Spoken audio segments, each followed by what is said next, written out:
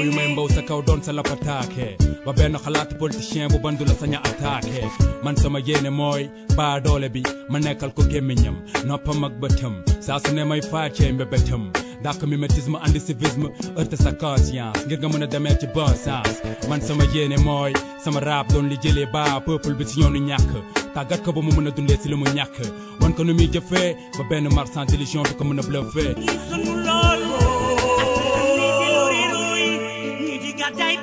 Mesdames, Mesdemoiselles, Messieurs, bonjour. Merci encore une fois de suivre votre émission Objection qui reçoit ce dimanche Sori Kaba, ambassadeur, ancien directeur des Sénégalais de l'extérieur. C'est un plaisir, Monsieur Kaba, de vous recevoir Objection et merci d'avoir bien voulu accepter notre invitation. Merci beaucoup, Baye. Je te remercie plutôt pour l'invitation. Ça fait très longtemps qu'on n'a pas échangé. Ça fait un plaisir pour moi de revenir aujourd'hui répondre à votre invitation. Oui, vous n'êtes pas un novice de la politique. Un long parcours en politique vous a conduit à l'APR. Il y a quand même des étapes à retenir. Le 21 octobre 2019, oui, vous avez été écarté, première victime du troisième mandat. Le débat est derrière nous.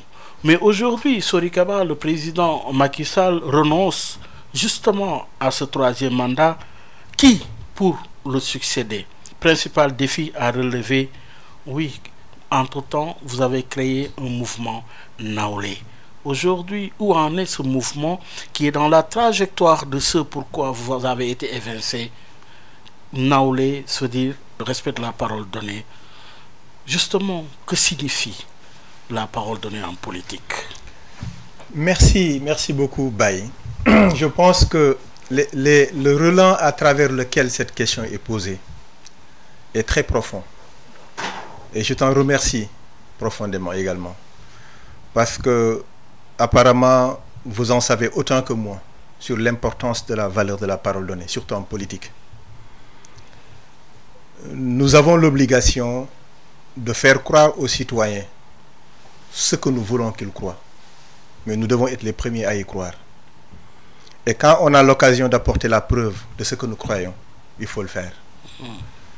Vous l'avez dit tout à l'heure, le président de la République, en décidant de ne pas se présenter et d'être le premier président du Sénégal qui organisera des élections sans y prendre part, là il pose un acte très fort qui permet de lier la parole, sa parole à lui et l'acte. Vous n'avez pas été surpris?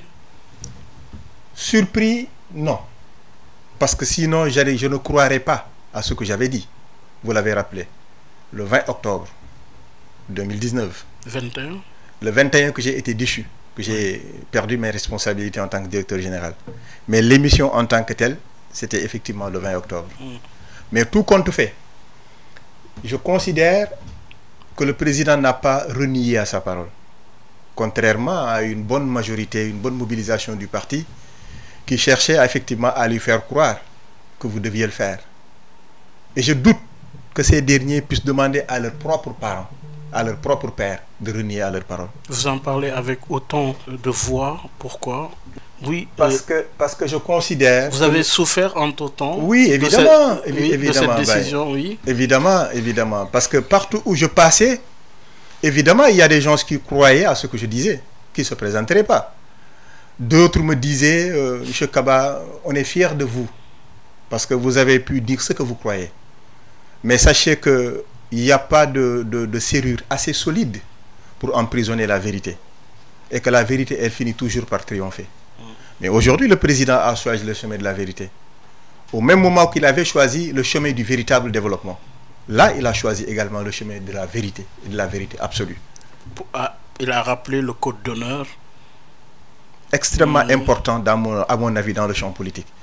Et là, l'acte qu'il vient de poser peut davantage contribuer à assainir les mœurs sociales et politiques au Sénégal. Ça fait partie des éléments pour lesquels il s'était engagé avec le Yon Yokouté, les valeurs qui avaient été énoncées à l'époque, dénonçant la transhumance avec vigueur. Aujourd'hui, le respect de la parole donnée, comme quoi, quelque part, ça faisait partie des valeurs pour lesquelles, justement, il s'était battu au départ. En effet, mais j'ajouterai autre chose, si vous permettez. Oui.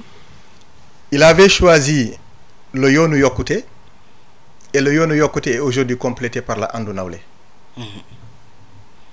Et là, on est carrément dans une véritable dialectique où la parole donnée, l'engagement donné, le respect de la parole et de l'engagement donné va davantage revigorer l'action politique dans notre espace de débat et de dialogue. Mais je vais plus loin. Oui. Monsieur le Président sait qu'aujourd'hui, autour de lui, beaucoup de personnes qui ne croient pas à lui. Ah. Pourquoi dites-vous? Quels sont vos Parce preuves? que tout simplement, Oui. je considère que si tu crois à la personne, tu ne dois pas te battre pour qu'il soit laissé aux hégémonies, pointé du doigt par l'opinion, insulté à tort ou à raison. Si tu crois à une personne, à ses idées, si tu crois à son personnage, à son leadership, tu dois l'aider à davantage être celui auquel les Sénégalais doivent croire. Parce que dans l'histoire politique du Sénégal, il est le 4e président du Sénégal depuis plus de 60 ans. Qui veut être président ne l'est pas. Vous pouvez imaginer tous ceux-là qui ont été une fois candidats aux élections présidentielles, et il n'y a eu que 4 dans l'histoire politique du Sénégal. Ça veut dire quoi? Ça veut dire que quand vous arrivez à un certain niveau de responsabilité, la seule chose qui vous reste, c'est l'honneur. C'est la parole donnée, je la respecte. C'est l'engagement auquel j'avais souscrit. Quand je sollicitais vos suffrages, je le respecte. Et ça, il l'a fait. Et aujourd'hui, en posant l'acte du respect de sa parole, par rapport à sa candidature, je ne me présente pas. J'organiserai des élections régulières et transparentes. Je veillerai à ce que notre République soit debout, que nos institutions fonctionnent convenablement. Là encore, il est en train de pousser le bouchon très haut. Oui, mais aujourd'hui, Sori Kaba, reconnaissez avec moi que derrière, il y a un parti qui n'a pas été renouvelé, qui n'existe que de nom quelque part dans une coalition présidentielle. C'est pas encore aisé comme problématique à résoudre. Vous savez, dans le parti, il y a 2 logiques par rapport à cette logique d'organisation, à cette dynamique d'organisation. Il y a un premier mouvement, une première logique qui voudrait qu'il soit maintenu comme tel. Parce que selon eux, comme tel, c'est-à-dire à l'état actuel, sans structure, qu'il soit juste un mouvement. Parce qu'ils considèrent qu'il a été créé comme tel. Nous avons gagné les élections de 2012 et depuis lors, ce mouvement-là... Il n'y a pas de congrès, il n'y a pas de renouvellement, il n'y a rien. Oui, c'est ce que je dis. Il n'y a pas de congrès. Il n'y a qu'un homme, voilà. Voilà, avec son charisme et son dynamisme. Qui pilote, qui dirige. Voilà, il n'y a pas de congrès, il n'y a pas de structure intermédiaire, il y a juste des comités à la base et un directoire qui ne s'est pas réuni depuis très longtemps et en fin de compte un secrétariat exécutif national qui à la limite est un conseil des ministres bis. Mais tout compte fait, les tenants de cette logique-là pensent que si on réorganise le parti, on risque de perdre beaucoup de militants et de responsables. Pour eux, mieux vaut maintenir la dynamique actuelle. Et voilà, nous sommes en train de montrer la faiblesse de cette approche-là. Parce qu'aujourd'hui, il est question pour nous de faire parler le militant, pour que le militant oriente son choix par rapport à celui qu'il aurait préféré qu'il succède au président Macky Sall. Mais on ne peut pas organiser de telles choses. Ce qui fait dire donc aujourd'hui aux autres tenants, notamment moi, parce que j'y fais partie et je le crois profondément, il fallait qu'on organise ce parti-là, qu'on ait des structures qui fonctionnent, des structures intermédiaires où les responsables se retrouvent, discutent, échangent et prennent ensemble des résolutions. Prenons l'exemple de Fatick pour ne pas aller très loin.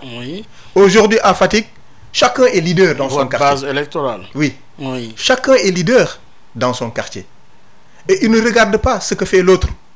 Et pourtant, vous êtes dans le même parti. On ne discute pas entre nous, sauf si le président doit venir à Fatick. Il n'y a pas de structure intermédiaire où les responsables peuvent se retrouver, discuter, échanger entre eux. Et donc, aujourd'hui, je demeure convaincu qu'on a suffisamment tiré des enseignements pour qu'au sortir des élections de 2024, que nous puissions aller vers une structuration. Vous dites au sortir, mais il nous faut aller vers ces élections. Comment y aller et avec qui finalement? Parce qu'aujourd'hui se pose la problématique, l'épineuse question, oui, de qui pour justement être à la tête de la coalition Benno Bokk Yakaar, à la tête de l'APR, qui pour succéder au président Sall. Vous aurez déjà noté, Baye Omar, mon optimisme. Quand je dis sortir des élections 2024, c'est parce que je suis sûr que déjà on a gagné. Ah, oui. La perspective elle est bonne. Oui. Parce que déjà aujourd'hui, je pense que nous avons encore beaucoup de choses à prouver aux Sénégalais. Et l'acte que le président de la République a posé nous donne une nouvelle virginité politique. Et il faut que les militants y croient. Mais le choix risque de ne pas être aisé. J'en arrive. Oui. Donc si les militants y croient et qu'ils se mobilisent en conséquence et qu'ils tiennent bon le flambeau, il n'y a pas de doute qu'on aura un bon choix. Maintenant, arrivons sur ce choix-là. Mais est-ce que le schéma n'est pas inversé? Est-ce qu'il ne fallait pas organiser des primaires? Là, le temps est très court aussi. Pour le faire, pour le faire. Et comment renverser pour que, justement, la décision parte de la base pour arriver au sommet? Ça sera extrêmement difficile. Oui. D'où l'idée de devoir organiser le parti. Là, cette situation a mis à nu l'idée ou l'argumentaire de ceux-là qui étaient les partisans du maintien du statu quo. Ils ont compris qu'ils ont eu tort dans leur argumentaire. Ce parti, on devait l'organiser depuis très longtemps. Ce n'est pas fait. Nous sommes en train d'en tirer les conséquences. Aujourd'hui, nous sommes face à une réalité où je me refuse de prendre ma propre réalité comme la réalité du parti. Et j'invite les uns et les autres à ne pas faire comme moi. Il faut refuser que sa propre réalité soit celle du parti. Le parti vit une certaine réalité. La réalité que vit le parti aujourd'hui est que le président ne se présente pas. Oui. Nous n'avons pas un numéro 2 qui naturellement devrait lui succéder, pour ne pas parler de dauphin. La seule chose qui nous resterait à faire, c'est qu'en posant l'acte de ne pas se présenter, il regagne ma confiance, moi, Sori Kaba. Conséquence, je n'ai pas l'habitude de donner un sign, un blind sign à tout un chacun, mais là, je pense que seul le centralisme démocratique pourrait nous aider à sortir de cette situation, en disant exactement au président de la République, propose-nous quelqu'un qui serait mieux pour le Sénégal, qui serait mieux pour notre parti, qui serait mieux pour la coalition Benno Bokk Yakaar, et qui, je le rappelle, n'est pas une simple coalition politique, mais c'est une coalition programmatique. Parce qu'au sein de la coalition Benno Bokk Yakaar, il y a le plan Sénégal émergent qui nous lie et qui se jette dans les perspectives de 2035. Donc, contrairement à l'opposition, qui est encore dans ses balbutiements de coalition politique, où les intérêts sont si contradictoires, au sein de la coalition Benno Bokk Yakaar, il y a un programme qui nous lie. Et je souhaite que ce programme-là continue à nous lier pour que nous puissions tenir haut le flambeau. Mais aujourd'hui, c'est la nature même de l'élection qui est problématique. Aujourd'hui, il s'agit d'une présidentielle. Une présidentielle, c'est le rendez-vous entre un homme et son peuple. Aujourd'hui, beaucoup de personnalités risquent aujourd'hui, au sein de la coalition, de décliner justement leur candidature aujourd'hui. Est-ce que vous avez intégré cette donne et comment vous organisez justement dans une telle perspective? C'est vrai que ça aurait été beaucoup plus facile de dire au président, voici une short list de 3 personnes sur la base de primaire, où les uns et les autres ont été éliminés, et les 3 premiers ont dit au président, choisis parmi ces 3-là. Ça aurait été plus simple. Mais on ne peut pas être dans ce cas de figure. Oui, parce que vous avez tout donné au président. Vous avez demandé au président de vous proposer lui-même. Voilà. Il a dit qu'il va vous proposer. Oui. Mais est-ce que ça ne pose pas problème en démocratie? Ça pose problème. Oui. Mais évidemment, c'est pourquoi j'ai invoqué le principe du centralisme démocratique. L'expression démocratique aurait voulu que le militant lui-même choisisse. Mais aujourd'hui, on est obligé de différer cette légitimité populaire, cette légitimité démocratique qui donne vitalité à la démocratie, pour qu'elle se concentre sur le président lui-même, qui déjà a choisi d'être hors course. Mais nous tous, nous savons que quand il créait l'Alliance pour la République, avec une rupture, et une rupture marquante avec le Parti démocratique sénégalais, il avait posé un acte majeur qui avait fait que sur le plan de l'intégrité, il avait gagné la confiance des Sénégalais. Rappelez-vous en 2009, quand il créait l'Alliance et qu'il partait aux élections pour nouvellement gagner la mairie de Fatick, il avait renoncé à toutes ses responsabilités qu'il avait acquises sous la bannière du Parti démocratique sénégalais. Tous ces mandats électifs. Tout. Oui. Tout mandat électif. Oui. Et il était devenu vierge. Oui. Aucune responsabilité. Il a gagné Fatick en 2009 avec Dekal Ngor et beaucoup d'autres communes au niveau du Sénégal. Et en 2012, dans la même dynamique, il a gagné les élections présidentielles. Il avait fait preuve d'une intégrité et de valeurs légitimes. C'est la même chose aujourd'hui que nous vivons. Il est hors course, il sait ce qu'il faut, ce qui est meilleur pour notre parti. J'en suis absolument convaincu. Je sais il sait le mieux pour le pays et pour le parti et pour la coalition Benno Bokk Yakaar. Alors, oui, 2 considérations. La première considération, vous n'êtes pas novice sur ce terrain politique. Dans notre trajectoire historique et démocratique, vous avez connu sous Senghor, quand Senghor avait choisi Abdou Diouf, ce que ça a créé comme problème. Finalement, Abdou Diouf a été choisi, mais a gouverné difficilement. Ensuite, Abdoulaye Wade a eu beaucoup de problèmes pour se choisir un dauphin. Maintenant, le président Macky Sall. Ça, c'est notre trajectoire historique, mais démocratique. Est-ce qu'aujourd'hui, pour ce cas-ci, il y a une différence? En général, celui qui est choisi risque de ne pas passer comme lettre à la poste. Oui, avec cette ligne comparative, quelle appréciation en faites-vous? Bah, je te remercie vivement de cette belle trajectoire que tu as rappelée. Parce que je suis sûr que parmi les auditeurs de Sud FM, un bon nombre vont systématiquement aller faire des recherches sur le plan historique pour comprendre ce qui s'est passé. Quand le président Senghor avait choisi le président Diouf, au moment où il y avait d'autres barons du Parti socialiste qui étaient candidats. Et cette époque, cette histoire, ce rappel historique est invraisemblablement ce que nous vivons aujourd'hui. Parce que si vous vous souvenez, le président Senghor avait renoncé au fauteuil présidentiel. Il partait. Il partait.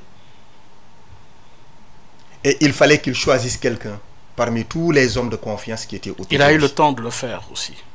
Il avait déjà choisi. Oui. Peut-être qu'il avait déjà choisi. Une botte choisi. secrète, peut-être que détiendrait le président seul, qui sait. C'est pourquoi je dis, on vit invraisemblablement la même chose. Il avait déjà choisi sans le dire. Parce qu'il avait déjà mis le président Diouf à ses côtés.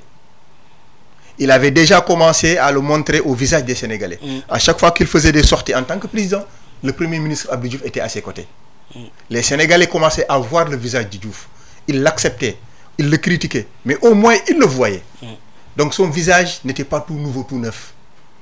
Mais au moment de dire son choix, il avait réuni son état-major politique, mais d'une manière assez restreinte. Feu Djiboka était son dernier directeur de cabinet. Il y avait les Moussa Fagnas, il y avait les Babacar Ba, il y avait beaucoup d'autres ténors du Parti socialiste, mais il leur avait réuni de manière restreinte pour leur dire ce qu'il a choisi, la personne qu'il a choisie. Mais en demandant aux uns et aux autres de l'accompagner et que chacun devait occuper tel ministère, tel ministère, tel ministère. La répartition a été clairement faite et acceptée. Et acceptée de tous. Oui. Ce qui fait que le choix de Diouf, même si avait surpris certains, mais au moins de manière douce et paisible, le président Senghor avait réussi à stabiliser ses premières années, ses premiers mois et années de gouvernance. Aujourd'hui, le président Wade n'était pas dans ce même scénario. Il a fait un forcing. Et il est advenu ce qu'il est advenu. Le président Wade, le président Macky, autant pour moi, lui en disant j'organiserai et je ne serai pas de la course, est en train de vivre les mêmes heures que le président Senghor. Il rentre dans l'histoire.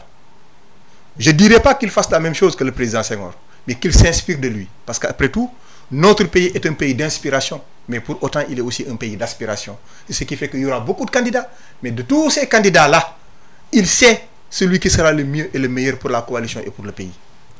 C'est qui pour vous? Difficile à dire. Oui. J'aurais préféré qu'il me choisisse. Je ne dirais pas non. C'est pourquoi je ne peux pas vous dire quelqu'un d'autre.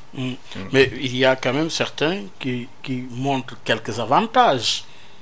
Oui, c'est évident. C'est évident. Des noms sont cités. C'est évident. Oui. C'est évident. Mais toujours est-il que, vous l'avez dit tout à l'heure, à moins que vous soyez dans la boîte secrète du président pour me le dire. Peut-être. Parce que je ne sais pas poser la question. Vous êtes hyper renseigné, hyper informé. Je ne vous poserai pas la question. Mais vous pouvez me la poser pour me pousser à parler, je sais. Tu prêches dans le désert pour pouvoir avoir la vérité au bout du compte. Alors, mais ce qui est certain, c'est que dans la boîte secrète du président, je souhaite que celui qu'il nous proposera soit un véritable homme d'État. C'est vraiment important. Un homme qui peut être à l'écoute de son peuple et qui comprend les signaux qui proviennent de son peuple. Parce qu'aujourd'hui, j'ai très mal au cœur quand je vois que la jeunesse est victime de la politique. C'est-à-dire?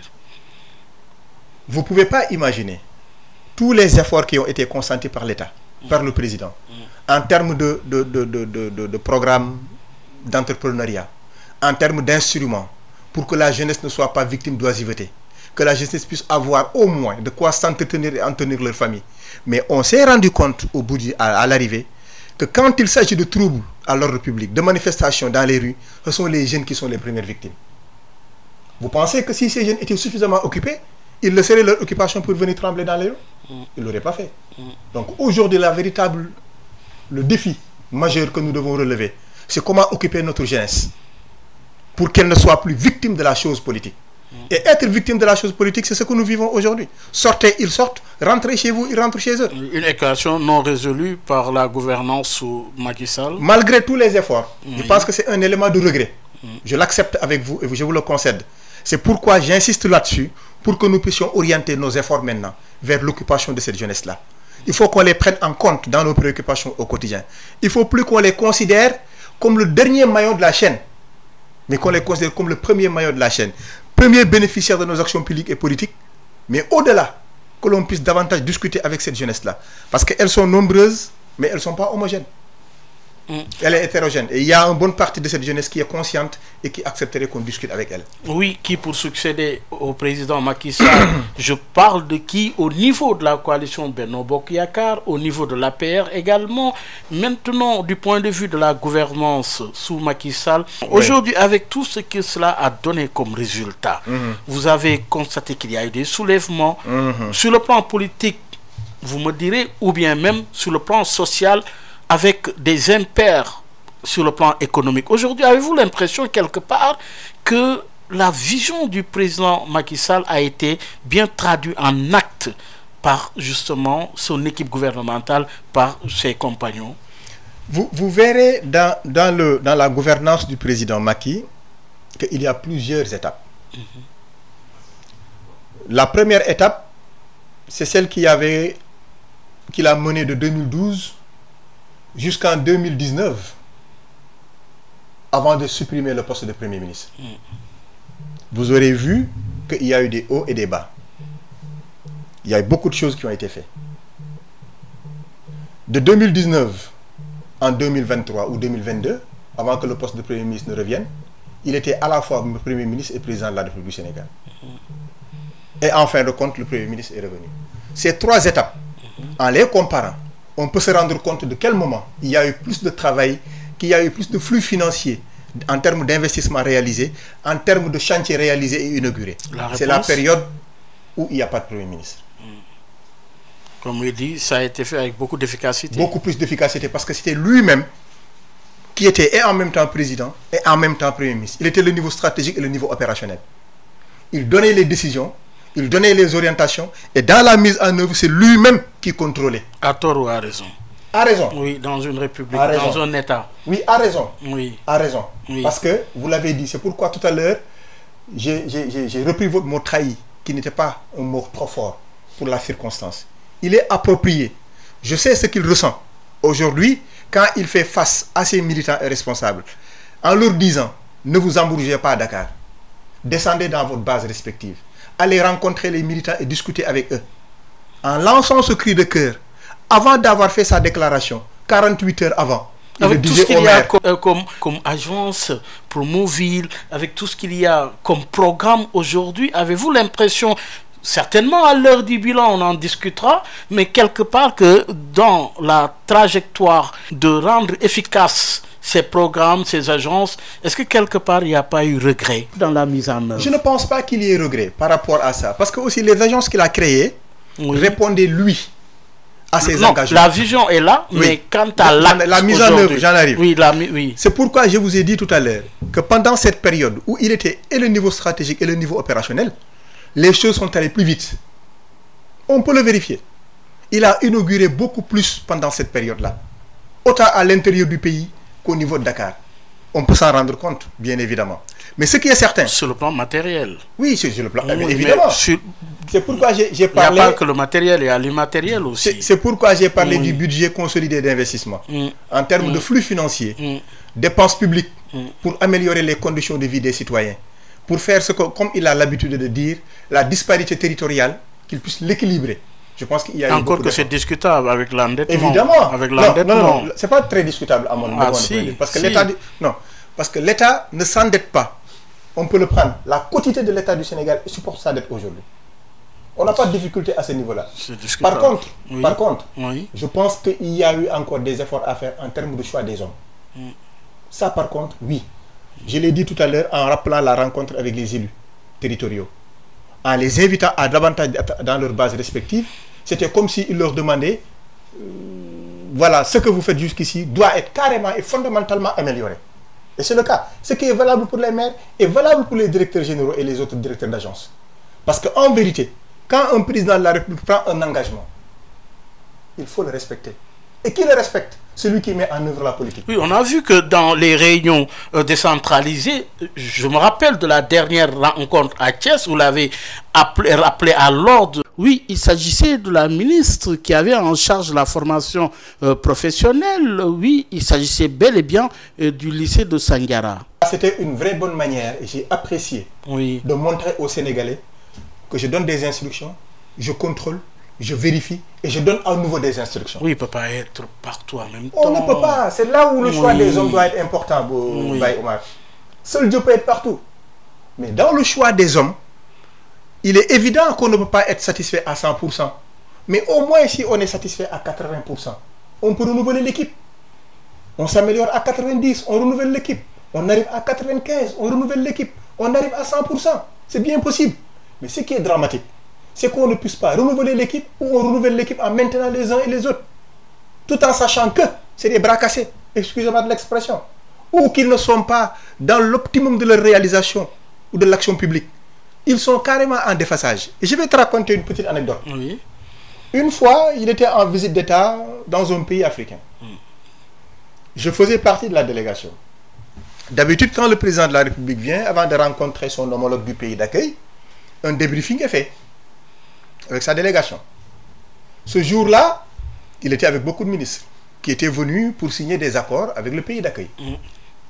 Rendez-vous compte, quand il a demandé aux uns et aux autres, qu'est-ce que vous devez signer? Ce jour-là, j'ai eu la honte de ma vie. Ils étaient incapables de lui dire, nous devons signer tel accord.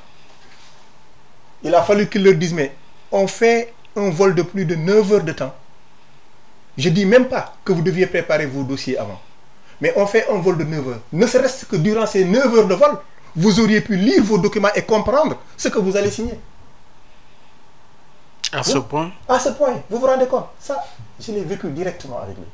C'est pour dire qu'à un moment donné, je sais qu'il est profondément déçu. C'est lui qui les a choisis, non? Évidemment. C'est pourquoi je parle du renouvellement de l'équipe. Il faut renouveler l'équipe. Quand tu as une équipe de football, Baye Omar Gueye est un bon latéral. Mais ce jour-là, il a trop mangé la veille, il n'arrive plus à être au niveau de sa performance habituelle. Il faut le changer.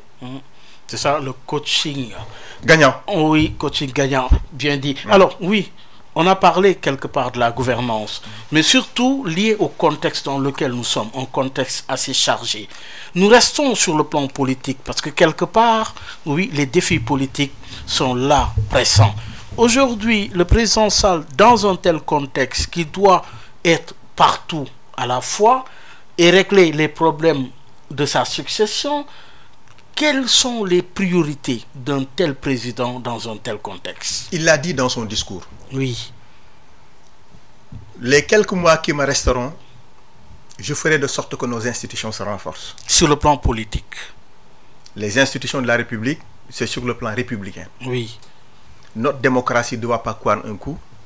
L'État ne doit pas non plus prendre un coup. Si vous vous souvenez, quand il avait dit « je préfère garder le suspense », c'était pour éviter que l'État soit handicapé. Vous vous souvenez? Mais là, le temps presse. Non, là, le temps qui reste, oui. le temps qui reste. Les étapes course contre la montre. Oui, évidemment. Oui. Évidemment. Oui. Surtout dans le choix de celui qui devrait lui succéder. Oui. Et il a une chance qu'il puisse le choisir. Ça, c'est important. Quand le Tout-Puissant te met dans une telle situation, il faut lui rendre grâce. Et je pense qu'il est en train de lui rendre grâce. Mais je vais plus loin. Quand il a dit dans son discours, et c'est un discours mémorable, celui du 3 juillet 2023, il sera enseigné dans les grandes écoles, je te l'assure. Parce que c'est un discours qui, au-delà des considérations politiques, a fixé un véritable cap. Nous respecterons nos engagements. Les institutions seront renforcées. Les décisions de justice seront appliquées. Il a rappelé beaucoup de faits importants dans ce discours-là qui laissent croire qu'il est encore le chef de l'État, la clé de voûte de nos institutions. Et ça, c'est important parce qu'il ne faudrait pas qu'il donne l'impression que je m'en vais, faites ce que vous voulez, c'est la bamboula. Mais il y a aussi les enjeux sur le plan démocratique. Mais ces enjeux... Aujourd'hui, il y a beaucoup d'arrestations, beaucoup d'emprisonnés aujourd'hui. Alors, oui, il est attendu également pour la libération, oui, de ces prisonniers politiques. Vous ne pensez pas que dans un élan de décrispation, oui, il est nécessaire aujourd'hui de procéder aujourd'hui à des étapes, les étapes de... Oui, avec le dossier des emprisonnés. Également, le cas Ousmane Sonko, c'est un cas qu'on le veuille ou non. Comment gérer cette situation? Je suis d'accord avec vous en parlant de décrispation. D'où tout l'intérêt du dialogue national où cette question a été bien évoquée, et par l'opposition et par la majorité. Et c'est un point qui est pris en compte, effectivement. Mais rappelons juste certains faits qui me semblent importants. De tous ces détenus, de toutes ces arrestations, ceux-là dont les dossiers sont déjà en instruction, je ne pense pas que quelque chose puisse être fait. Il faut qu'on attende que l'instruction arrive au bout de son terme. Afin que, s'il y a grâce à faire, s'il y a grâce à accorder, qu'il puisse le faire lui-même en tant que président de la République. Et d'ailleurs, le respect des procédures administratives et judiciaires fait partie de ce qui fait vivre notre démocratie. Pour que le citoyen n'ait pas l'impression que mon État est à genoux. Il faut que le citoyen ait l'impression que l'État est debout et que l'État fait respecter les libertés individuelles et collectives. Pour vous, le dialogue doit être prolongé pour justement résoudre ces dossiers politiques? C'est bien possible. Oui. D'autant plus que dans son discours, il a tendu la main aux uns et aux autres. Maintenant, faudrait-il qu'il puisse saisir cette main? Et je pense que le cas que vous avez évoqué tout à l'heure, lors de sa dernière sortie sur France 24... Il faut le dire, le cas Ousmane Sonko. Oui, semblait plus ou moins être d'accord à ça, même si certaines conditions sont posées. Mais qu'à cela ne tienne, le président a tendu sa main, il faut la saisir. Et comment voyez-vous l'avenir aujourd'hui par rapport justement à ce dossier des emprisonnés, mais aujourd'hui avec le cas Ousmane Sonko? Les dossiers, comme j'ai dit tout à l'heure, pour ces cas d'arrestation, les arrestations où les dossiers sont en instruction judiciaire, pour moi, ça sera difficile de l'arrêter. Et pour vous, ce n'est même pas respectueux, d'ailleurs. Mais non, je veux dire, pour ces arrestations, ouais, il est question aujourd'hui de dénouer. Quand ils ont été arrêtés, oui, ils n'ont pas été juste mis en prison et gardés comme ça. Il y a eu des instructions qui sont en cours sur ces arrestations-là. Il est évident. Quand on les a arrêtés, c'est pour une raison bien fondée. Quand cette raison est fondée et qu'il y ait des investigations qui sont faites, des instructions qui sont faites, au bout de ce processus-là, peut-être qu'on peut arriver à parler de grâce ou autre. Alors, il est attendu pour ces élections, pour la présidentielle du 25 février 2024, ces trois fonctions: une élection inclusive, transparente et participative. Comment, de votre point de vue, arriver à assurer justement une élection transparente, inclusive et régulière? Oui. C'est bien possible. Parce que le maître du jeu est hors course. Donc il a tout intérêt que notre pays soit encore chanté au-delà de ses frontières. Au moins, ça, on peut le lui reconnaître. Parce qu'il n'a plus intérêt aujourd'hui qu'il y ait au moins une seule toute petite tâche d'irrégularité et de non-transparence du processus électoral. Ça, au moins, il faut qu'on le lui reconnaisse. Maintenant, faudrait-il que tous les acteurs jouent le jeu? Alors, je pense que dans une démocratie respectueuse, le dialogue ne doit pas être l'exception. Le dialogue doit être la règle. Au sein de la majorité, le dialogue est permanent. Au sein de Benno Bokk Yakaar, du matin au soir. Comme à cet instant-là, pour choisir celui qui succédera au président Macky, le dialogue y est, et de manière ardente. Le dialogue est au sein de l'opposition. Ils ont une coalition où il y avait le Yewwi Askan Wi, il y avait le Taxawu Sénégal et il y avait d'autres groupes qui viennent pour s'agréger. Entre eux, ils se dialoguent. Le dialogue entre la majorité et l'opposition, ça aussi, elle doit être permanente. Et tous ceux qui rejettent ce dialogue ne veulent pas une vitalité démocratique. Tous ceux qui ne veulent pas être au rendez-vous du dialogue n'ont pas voulu que notre démocratie se renforce. Et c'est là où eux ne peuvent pas être considérés comme des démocrates. Parce que moi, dans les principes fondamentaux d'une bonne démocratie, il y a le consensus. Mais le consensus est le fruit toujours d'un dialogue. Dialogue, il ne faut jamais le rompre. C'est pourquoi je félicite le président d'avoir encore renouvelé la main tendue. La main tendue, dites-vous. Mais aujourd'hui, il y a en face de vous une opposition ragaillardie, mobilisée, mais une opposition aussi qui a ses fortes chances de gagner au soir du 25 février 2024. Aujourd'hui, avez-vous l'impression, à l'heure actuelle, que cette opposition n'est pas en avance sur la coalition présidentielle? L'opposition que j'ai vue en conférence de presse au lendemain du message du 3 juillet 2023, elle était groggy. Elle n'est pas ragaillardie. Ah oui? Cette opposition a suivi une fausse piste. Laquelle? Celle de la troisième candidature. Elle est tombée dedans. aucun programme en perspective, aucune action sur le terrain. Avez-vous une fois entendu un seul parti des membres de l'opposition être en meeting à l'intérieur du Sénégal? Mais en face de vous, il n'y avait personne, et il n'y a personne jusqu'à présent. Je parle de l'opposition qui est en face. Oui, mais je veux dire... Celle qui est en face de moi aujourd'hui, où je prends le sens contraire, je parle de cette opposition-là. Mais vous, de votre côté... Qui cherche, il y a au moins dans cette opposition, je pense, 3 ou 4 candidats déclarés. Au moins. Ou au moins 3 ou 4 candidats déclarés dans cette opposition. Et ils sont en train de se dialoguer entre eux pour peut-être... Oui, mais c'est pas interdit, ils l'ont dit. Oui, hein. mais c'est ça que je dis. Oui, c'est ça que je dis. Oui, peut-être donc, pour trouver la fameuse candidature unique, comme nous l'avions battu, nous nous étions battus en 2000 pour avoir la candidature unique. Non, il n'y aura pas de candidature unique. Peut-être, je dis. Oui. Peut-être qu'ils sont en train de se dialoguer. Pour le entre premier eux. tour, en tout cas. Si premier tour, il y a... Peut-être. Mais cette opposition où les candidats sont déjà déclarés, avez-vous une fois entendu un de ces candidats déclarés à Kaolack, à Thiès, ou à Louga ou à Saint-Louis? Non. Ils sont là en conférence de presse. 3e candidature, nous nous battrons, il ne se présentera pas. Là, la fausse piste, ils sont carrément dedans. Mais vous n'avez pas encore de candidat. Nous. Oui. Mais nous, on a plus de chance. Oui, mais sans candidat. Non, on n'a pas Au encore moins, de eux, candidat. ils se sont identifiés, ils ont décliné, oui, leur candidature, mais vous n'en avez mais pas. Mais Omar, oui. Vous savez très bien que si la coalition Benno Bokk Yakaar n'a pas de candidat, ça sera l'hécatombe politique au Sénégal. Vous n'en avez pas encore. On en aura. Nous souhaitons en avoir. De quel bord il doit sortir? Bientôt, de la paire ou bien des autres partis? Vous avez des candidats qui sont annoncés. Doit-il sortir de votre parti la paire ou des autres partis? Pas systématiquement. Il ne faut pas qu'on soit forclos aussi. Hein. Il ne faut pas qu'on pense qu'il doit être systématiquement de l'Alliance pour la République. Si le profil doit venir d'ailleurs, qu'il soit de la coalition Benno Bokk Yakaar, pourquoi pas? Vous n'êtes pas contre la candidature choisie de Idrissa Seck? Ou bien, oui, de... Mais non, je ne peux pas être contre. Oui. Dans une bonne démocratie, l'expression doit être libre. Moi, je me considère, et j'ai l'habitude de le dire partout, que plus on considère le militant comme une liberté en mouvement, mieux sera pour la démocratie. Et aujourd'hui, une liberté en mouvement ne doit pas systématiquement dire tel ne doit pas être candidat ou tel doit être candidat. Chacun est libre d'être candidat. Mais aujourd'hui... Mais il faut qu'on choisisse celui qui a le plus de chances de gagner pour nous. Oui. C'est ça aujourd'hui le défi. Et ça, il ne faut pas aller dans une grande école pour le savoir. Oui, le profil, vous l'avez dit, vous l'avez décliné. Aujourd'hui, quelles sont les caractéristiques qui doivent accompagner ce profil? Ça, c'est extrêmement important. Oui. Très, très important, Baye. Il faut des mesures d'accompagnement. J'ai rappelé tout à l'heure, en disant invraisemblablement, que ce que le président Senghor vivait en 1979, c'est quasiment la même chose que vit le président Macky en 2023.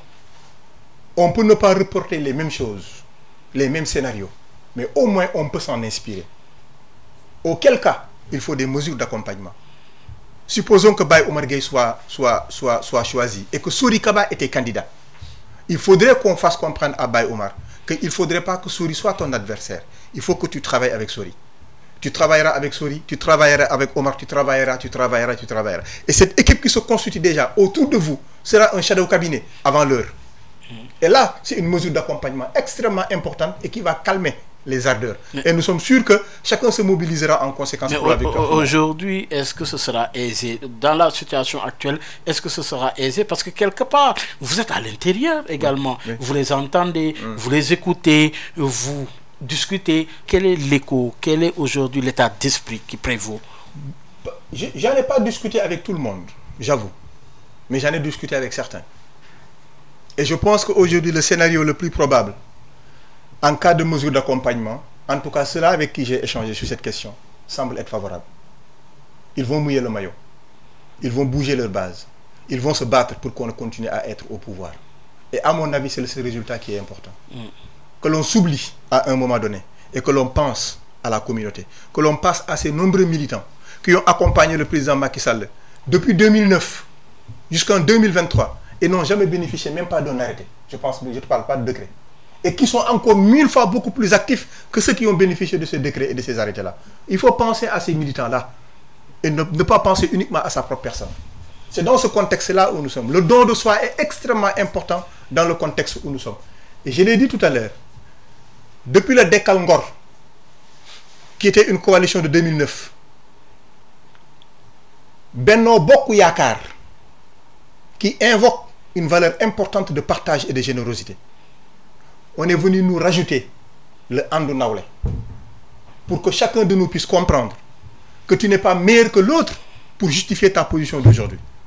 Nous devons être des Nawle, nous devons être dans le Andu Ngor, nous devons être dans le Benno Yakar ensemble. Et ça me semble important. Aujourd'hui, mais il y a l'autre électorat, le peuple en soi, dont on dit personne ne sait quelle direction il va prendre. Comment justement attaquer ce problème? Comment faire adhérer cet électorat à votre charge? Là, vous touchez un point extrêmement important. En parlant de la jeunesse, j'avais levé un petit coin de voile. Parce que la jeunesse, d'habitude, c'est du vote contestataire. Nous tous, nous le savons. Le milieu le plus névralgique, c'est les universités, où ils ont l'habitude de dire que le parti au pouvoir m'a sacrifié.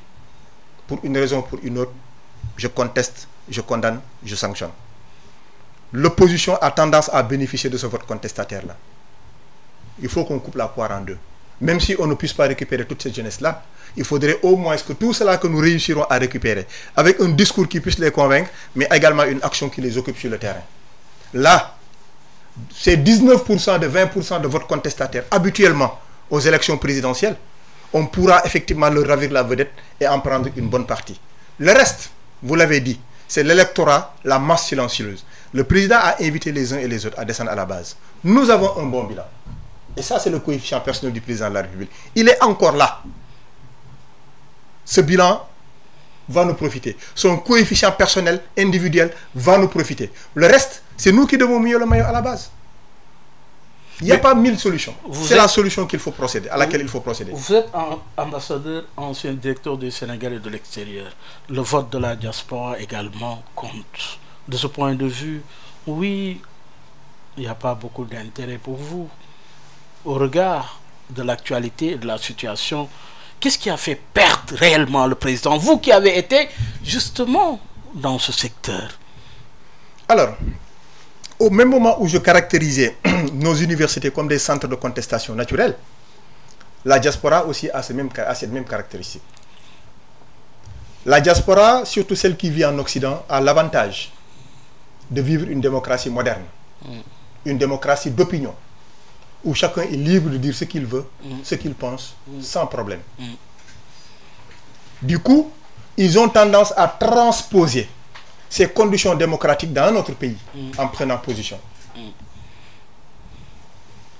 Nous avions déjà déclenché une bonne procédure d'amélioration des conditions de vie, d'accueil, de séjour des Sénégalais de l'extérieur. Mais là, le rejet est total. Oui, oui, j'en arrive. Oui. Pourquoi? J'en arrive. Parce que la rupture qui a été opérée a été lourde de conséquences pour nous.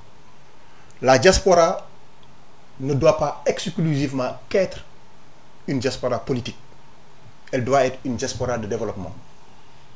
Et pour qu'elle soit une diaspora de développement, nous devons les intégrer dans toutes les approches que nous développons dans le pays, parce qu'ils contribuent également au produit intérieur brut à travers les transferts d'argent. Sous ce rapport, les efforts n'ont pas été très importants. Conséquence, ils ont attendu.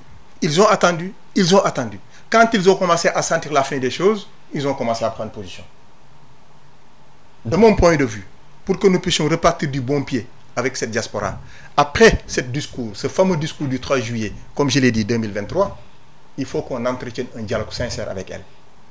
Parce que ce discours va semer le doute dans leur esprit. D'autant plus que l'argumentaire politique utilisé pour les mobiliser, c'était la question du 3e mandat. Cette question est derrière nous. Ce qui est devant nous, c'est le développement du Sénégal. Et de ce point de vue, le bilan du président, personne ne peut le contester. Mais tout n'est pas rose également de ce point de vue. Et c'est clair. Oui. C'est clair. Et j'aurais souhaité que ce soit rose, mais malheureusement, je ne vois pas. C'est pas le cas.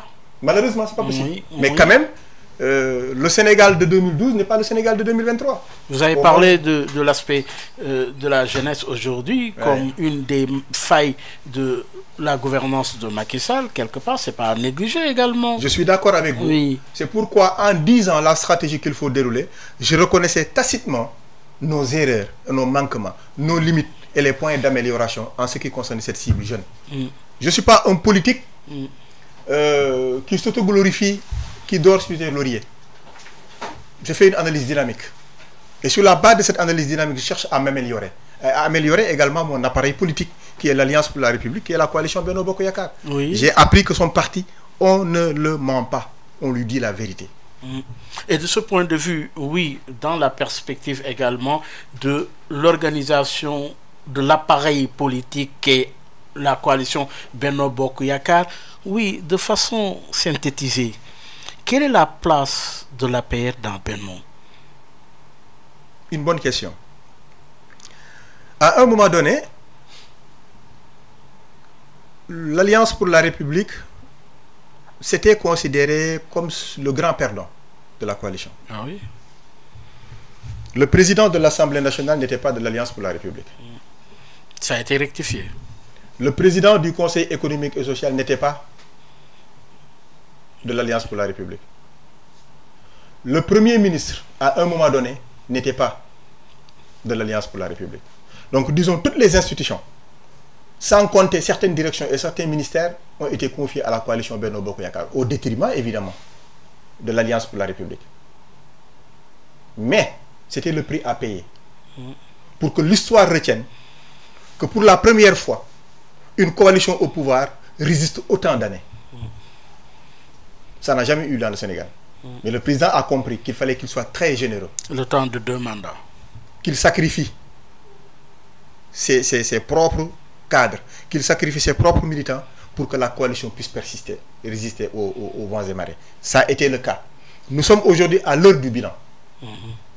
C'est ce qui a fait qu'il y a eu certains points d'amélioration qui ne sont pas mauvais en tant que tels. Parce que, quoi qu'on dise, il fallait que nos militants également puissent se retrouver dans l'appareil d'État. Et ça, c'est ce qui est normal. Et ça fait revenir sa fameuse maxime. Au moment où le président Diouf disait moins d'État, mieux d'État, lui, il a dit la patrie avant le parti. Ce qui a fait que la coalition, c'est moins l'Alliance pour la République qui en a bénéficié, mais c'est plus la coalition Benno Bokk Yakaar, c'est plus des citoyens isolés. Parce que si on se souvient de M. Abdoul Mbaye, Premier ministre du Sénégal, il n'était dans aucun membre des partis de la coalition. C'était un citoyen qui a été pris parmi le lot de Sénégalais. De par ses compétences, on lui a confié cette responsabilité. Et ce n'était pas resté conforme avec l'élan de l'époque? Lequel élan? D'avoir choisi Abdoul Mbaye. De rester dans cet élan-là? Oui. Bon, vous me direz. Mais aussi, il faut reconnaître, et vous le savez autant que moi, que les difficultés que nous avons aujourd'hui à choisir quelqu'un, si difficultés il y a évidemment, parce que je ne sais pas ce qui se passe dans le secret des dieux, on aurait pu avoir un Premier ministre depuis 2012 qui accompagne le président jusqu'à maintenant, le choix aurait été plus facile. Vous ne pensez pas? Oui, mais on ne sait pas ce que l'histoire nous a Voilà, donné. C'est pourquoi je dis, si on maintient les premiers ministres sous Abdou Diouf, entre Abdou Diouf et Habib Thiam, on a vu ce que ça a donné également. Ça, c'est autre chose, les premiers ministres entre le président Ouad et Idriss Seck et les autres, on a vu ce que ça a donné. Oui, les premiers ministres, justement, au sommet de l'État, ça n'a jamais été aisé. Oui, c'est vrai. Oui, je suis la d'accord. dualité, on parle souvent de dualité. Je suis d'accord. Oui. C'est pourquoi souvent c'est des technocrates qui sont choisis, mais au moins c'est des technocrates qui appartiennent au parti au pouvoir. Avec son lot de problèmes. Évidemment. Alors, cela va de soi. Oui, aujourd'hui, il est attendu le nom du principal successeur, pour ne pas dire du dauphin, pour garder intact l'appareil. Oui, l'APR, justement, face à son destin aujourd'hui, le président Macky Sall est attendu. Oui, quelle est la trajectoire à ne pas rater aujourd'hui? C'est la dernière question. À mon avis, celui qui doit être choisi doit être connu très tôt. Il faut que les Sénégalais le connaissent, les citoyens l'identifient. Que nous puissions, même pour certains à qui ça intéresse, fouiller sur lui, sa vie. Qu'est-ce qui le différencie des autres? Vous y tenez beaucoup. Ça me semble important. Ouais. Donc très tôt, on le connaîtra, mieux sera pour nous. Il existe bel et bien quelqu'un qui remplit ces conditions dans votre appareil? Je le pense, parce qu'on ne peut pas dire aujourd'hui que tous ces cadres dont compte l'Alliance pour la République, qu'il n'y a pas un seul qui remplirait ces conditions. Je ne pense pas. Il y en a. Il y en a. Soriba, merci. Vivement qu'il nous le propose. Merci beaucoup. Ça a été un plaisir. Le plaisir est pour moi. Oui, le flambeau est repris. On peut le dire, ça fait plaisir. En tout cas, ça a été un plaisir de vous accueillir. Merci beaucoup, Baye Omar. Merci encore une fois d'avoir accepté notre invitation. Vous avez parlé de l'ancien Premier ministre Abdoul Mbaye. Il est l'invité de Maodo Faye dans Djonobi. Gardez l'écoute pour suivre en tout cas cette émission en Wolof. Maodo Faye Abdoul Mbaye, c'est dans une poignée de secondes. Excellente suite de programme sur la 98.5. Un grand bravo à l'équipe digitale. Quant à moi, rendez-vous dimanche prochain. Au revoir. S'il plaît à Dieu, bien sûr. mbow yu may mbow sa kaw doon sa lapataake ba benn xalaat politicien bu bandu la saña attaqué man sama yéene mooy baa doole bi ma nekkal ko gémmiñam noppam ak bëtam saa su ne may faacee mbébétam dàq mimétisme andi civisme heurte sa conscience ngir nga mën a demee ci bon sens man sama yéene mooy sama rap doon li jëlee baa peuple bi ci ñoonu ñàkk tàggat ko ba mu mën a dundee si li mu ñàkk wan ko nu muy jëfee ba benn marchand d'illusion du ko mën a bluffé